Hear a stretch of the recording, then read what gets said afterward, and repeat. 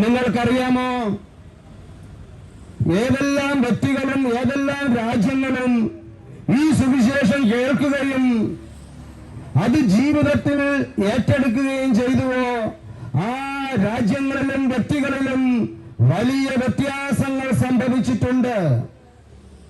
ഇത് കഴിഞ്ഞ 2024 വർഷങ്ങളായിട്ടുള്ള ചരിത്രമാണ്.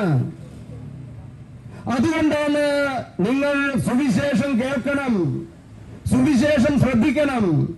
ആരാണ് യേശുവെന്നും എന്താണ് യേശുവിന്റെ പ്രബോധനമെന്നും നമ്മൾ ചിന്തിക്കണം, അന്വേഷിക്കണം. യേശു പറഞ്ഞു, നിങ്ങൾ അന്വേഷിപ്പിൻ നിങ്ങൾ കണ്ടെത്തും, മുട്ടുവിൻ നിങ്ങൾക്ക് തുറന്നു കിട്ടും, ചോദിപ്പിൻ നിങ്ങൾക്ക് ലഭിക്കും. അന്വേഷിക്കുന്നവരാണ് യേശുവിന്റെ സുവിശേഷം കണ്ടെത്തുന്നത്. യേശുവിന്റെ ജീവിതത്തെ കുറിച്ച് അന്വേഷിക്കുമ്പോഴാണ് യേശു ആരാണ് എന്നും യേശുവിലൂടെ സൗഖ്യം എങ്ങനെയാണ് കിട്ടുന്നത് എന്നും യേശു എങ്ങനെയാണ് നമ്മുടെ ജീവിതങ്ങളെ രൂപാന്തരപ്പെടുത്തി വ്യത്യാസപ്പെടുത്തുന്നത് മനസ്സിലാക്കുന്നത് ഈ അന്വേഷണത്തിലൂടെയാണ്.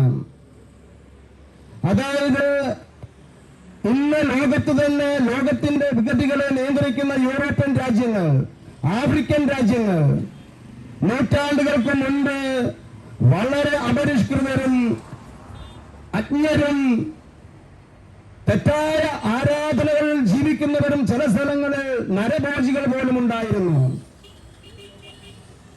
സ്നേഹമുള്ളവരെ, എന്നാൽ യേശുവിന്റെ സുവിശേഷവുമായി മിഷണറിമാർ ആ ദേശത്തേക്ക് കടന്നു ചെന്ന് ഈ സത്യസുവിശേഷം അവർ സ്വീകരിച്ചു.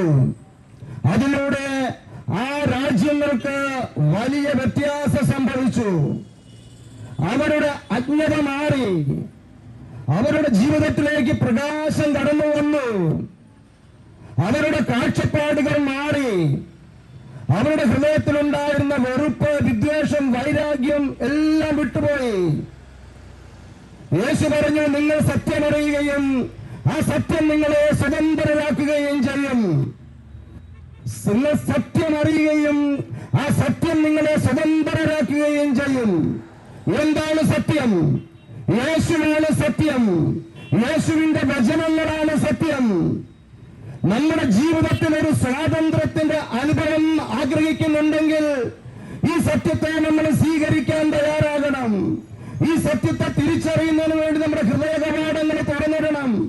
യൂറോപ്യൻ രാജ്യങ്ങൾ ഈ സത്യത്തിനു വേണ്ടി, യേശുവാകുന്ന സത്യത്തിനു വേണ്ടി, അവിടുത്തെ സുവിശേഷമാകുന്ന സത്യം സ്വീകരിക്കുന്നതിന് വേണ്ടി അവരുടെ രാജ്യത്തിന്റെ വാതിലുകൾ തുറന്നിട്ടപ്പോൾ നരഭോജികൾ സംസ്കാര സമ്പന്നരായി മാറി. അവരിന്ന് ലോകത്തെ തന്നെ മാറ്റിമറിക്കുന്ന ശക്തികളായി മാറി. അതുകൊണ്ടാണ് ഞങ്ങൾ പറയുന്നത്, എല്ലാ മുൻവിധികളും മാറ്റിവെച്ച് ഈ സുവിശേഷം എന്താണെന്ന് അന്വേഷിക്കുവാനും പഠിക്കുവാനും ആരംഭിക്കണം. അത് നമ്മുടെ ജീവിതത്തിന്റെ കാഴ്ചപ്പാടുകളെ മാറ്റിമറിക്കും. അത് നമ്മുടെ ജീവിതത്തെ വിജയത്തിലേക്ക് എത്തിക്കും. നിരാശകൾ മാറും, പകർച്ചകൾ